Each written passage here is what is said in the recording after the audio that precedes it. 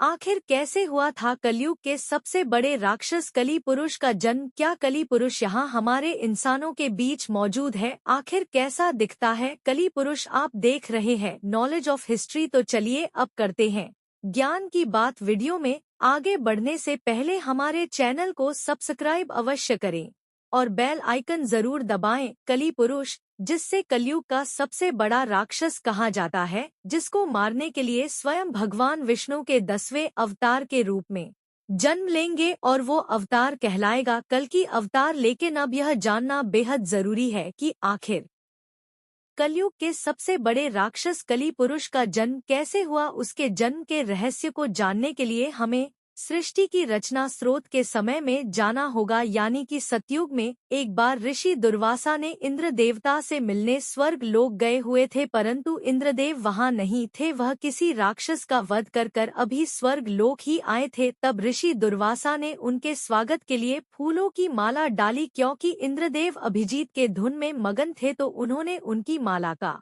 मान नहीं रखा और उस माला को उतारकर उन्हें अपने हाथी को पहना दिया। जब ऋषि दुर्वासा ने यह सब देखा तो वह अत्यंत क्रोधित हो गए, उन्हें शाप दे डाला, जिस ऐश्वर्या में तुमने मेरे उपहार का अपमान किया है वह ऐश्वर्या तुमसे छिन जाएगा। उसके बाद धन और मान की हानि होने लगी, देवता कमजोर होने लगे। तब सभी भगवान विष्णु के पास पहुँचे। तब भगवान विष्णु ने उन्हें समुद्र मंथन के लिए कहा और बोला कि सभी देवताओं को पुनः स्थापित होने के लिए क्षीरसागर के अमृत की आवश्यकता पड़ेगी, क्योंकि देवता अभी कमजोर थे। इसीलिए इंद्रदेव ने असुरों के राजा बलि से समुद्र मंथन के लिए मदद मांगी। पहले तो राजा बलि ने देवताओं को मना कर दिया, वह जानते थे कि देवता असुरों के साथ छल करेंगे, परंतु शुक्राचार्य के कहने पर राजा बलि इस शर्त को तैयार हो गए कि जो भी समुद्र मंथन से निकलेगा उसका बंटवारा होगा। तब मंदराचल पर्वत को गुरुदेव ने अपनी चोंच में उठाकर क्षीरसागर में रखा और सर्पराज वासुकी को उस पर्वत में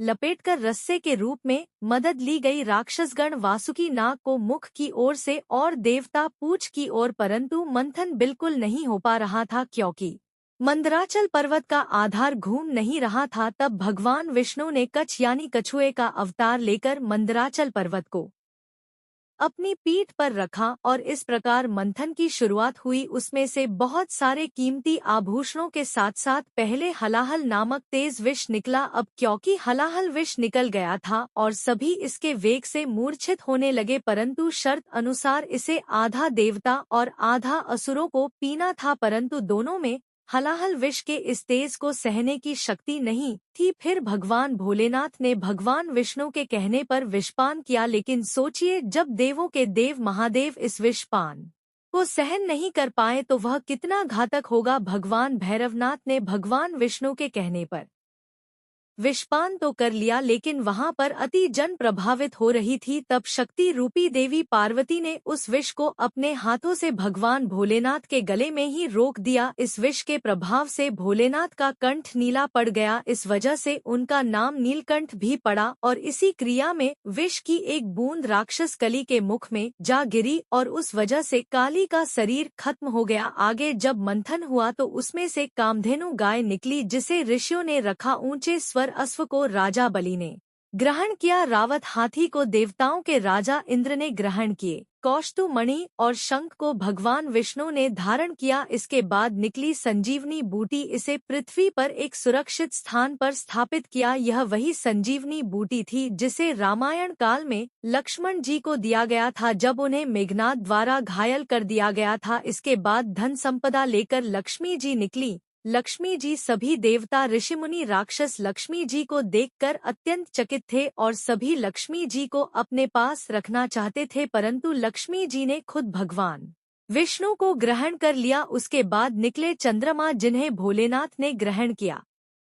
इसके बाद पारिजात वृक्ष और कल्प वृक्ष निकला, जिसे स्वर्ग में स्थापित कर दिया गया। फिर निकली रंभा, जिसे स्वर्ग अप्सरा बनाकर स्वर्ग में रखा गया। इसके बाद निकली वरुण की देवी यानी सूरा देवी यानी गोडेस ऑफ एल्कोहल, जिन्हें असुरों ने ले लिया। और अंत में भगवान धन्वंतरी अपने हाथों में अमृत कलश लेकर निकले। उसी अमृत की छीनाछपटी में कुछ बूंदे समुद्र में जा गिरी, जो जैन, नासिक और इलाहाबाद में गिरी। कहा जाता है कि हर 12 साल में फिर से वह अमृत प्रकट होता है। उस वक्त स्नान करने से रोग दोष दूर हो जाते हैं।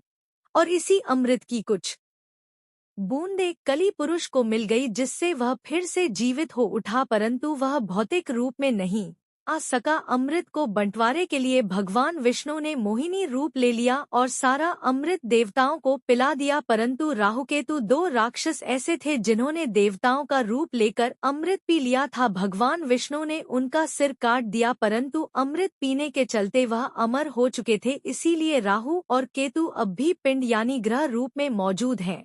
लेकिन विष की बूंदों से कली पुरुष का शरीर नष्ट हो गया था, जिससे वह मर चुका था। लेकिन फिर से अमृत की बूंदें पड़ने पर वह वापस पुनः जीवित हो गया, लेकिन उसके पास शरीर नहीं था। कली पुरुष अभी भौतिक रूप में नहीं आया था, परंतु वह अपनी शक्तियों से इंसान पर काबू पा सकता है। कलयुग के अंत में वह भौतिक रूप में आ जाएगा, तब वह पाताल लोक से असुरी शक्ति को आजाद करके इंसानों पर राज करेगा। तब भगवान विष्णु का कल्कि अवतार होगा, जो 64 गुणों से लिप्त माहिर एक योद्धा होगा, जो अब तक के सबसे शक्तिशाली राजा कली पुष्प लड़ेंगे और इंसानों को उसके प्रभाव से मुक्त करेंगे। परंतु इस युद्ध में कली पुरुष की तरफ से इंसान भी लड़ेंगे, क्योंकि तब तक अपने धर्म पूरी तरह से नष्ट हो जाएगा। इंसान भगवान को पहचान नहीं पाएंगे, परंतु अंत में सब ठीक हो जाएगा और सतयुग का आरंभ होगा। तो दोस्तों, इस प्रकार हुआ था कली पुरुष का जन्म। अगर आपको यह वीडियो अच्छी लगी है तो इस वीडियो को लाइक करें,